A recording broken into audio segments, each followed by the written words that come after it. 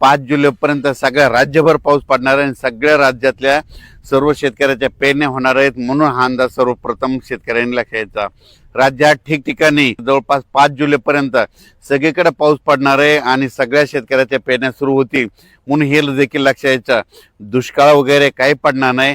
आणि सर्वप्रथम आनंदाची बातमी आणखीन सांगू इच्छितो की जुलैच्या म्हणजे 2 जुलै ते 20 जुलैच्या दरम्यान राज्यामध्ये अतिवृष्टी होणार आहे, म्हणून हा अंदाज लक्षात घ्यायचा।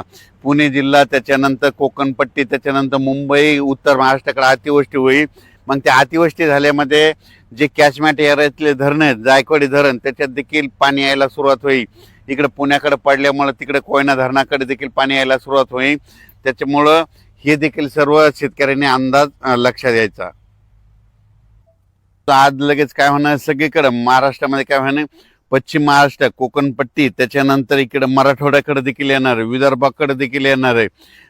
म्हणजे जवळपास आज बराच भाग जवळपास व्यापून टाकणार आहे, म्हणून हा अंदाज लक्षात 24ला 25 असं करत करत सगळीकडे वाटणार आहे। म्हणजे सांगायचं झालं तर विदर्भामध्ये सांगायचं झालं तर वर्धा, नागपूर, भंडारा, गोंदिया, चंद्रपूर, यवतमाळ, वाशिम, अकोला, बुलढाणा, अमरावती ह्या परिसरात देखील म्हणजे आजपासून पावसाला वाढायला सुरुवात होणार आहे, म्हणून हा अंदाज लक्षात। विदर्भात मात्र चांगला पाऊस बरसणार आहे आणि त्या शेतकऱ्याचे देखील पेरणी होणार आहे, म्हणून विदर्भातल्या 11 जिल्ह्यातल्या शेतकऱ्यांनी हा अंदाज लक्षात।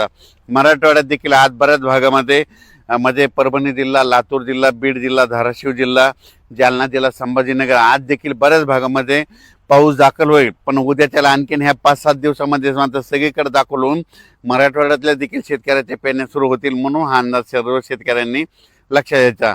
त्याच्यानंतर सातारा जिल्हा, सांगली जिल्हा, सोलापूर, कोल्हापूर तिकडे तर कालच पाऊस सुरू झाला, पण तिकडे आज देखील बराच भाग कव्हर होणार आहे। आणखीन 10 दिवसामध्ये तिकडेच देखील सगळीकडे पाऊस पडेल आणि त्या भागातील देखील शेतकऱ्याच्या पेरण्या लागू होतील, म्हणून हे लक्षात घ्यायचं। उत्तर महाराष्ट्राकडे नंदुरबार जिल्हा, धुळे जिल्हा, जळगाव जिल्हा, नाशिक जिल्हा, त्याच्यानंतर अहिल्यानगर ह्या परिसरातल्या शेतकऱ्याला सांगू इच्छितो की तुमच्या देखील 5 जुलैपर्यंत तुमच्याकडे सगळीकडे पाऊस पडणार आहे, सगळ्या शेतकऱ्याच्या पेरण्या लागतील, म्हणून हा अंदाज लक्षात घ्यायचा। शेतकऱ्याला विनंती, शेतामध्ये पाऊस पडल्याच्या नंतर जमिनीमध्ये ईदभर ओल गेली तर तुम्ही कधी पेरणी करू शकता, म्हणून हा अंदाज लक्षात घ्यायचा। 4-6 बोटावर जर ओल केली तर तुमच्या पेरणी खराब होते, त्याच्यामुळे 4-6 बोट पेरणी करू नये। ईदवर चांगली ओल गेल्याच्या नंतर तुम्ही पेरणी कधी करू शकता, म्हणून हे शेतकऱ्यांना लक्षात। पण राज्यात मात्र आजपासून परत जास्त पाऊस वाढायला सुरुवात होणार आहे, दुष्काळ वगैरे काही पडणार नाही। परत एकदा सांगतो, जूनमध्ये यावर्षी मी म्हटलं तर कमी पाऊस राहणार, जुलैमध्ये जास्त, ऑगस्टला कमी आणि सप्टेंबर ऑक्टोबर परतीचा पाऊस धुमाकूळ घालणार आहे, म्हणून हे अंदाज देखील लक्षात घ्यायचा। पण जुलै महिन्यामध्ये मात्र राज्यामध्ये ठिकठिकाणी अतिवृष्टी होणार आहे, म्हणून हा अंदाज सर्वप्रथम लक्षात घ्यायचा। परत कोणत्या कोणत्या भागात होणार आहे त्याचा सविस्तर अंदाज पुढच्या अंदाजात दिला जाईल। धन्यवाद।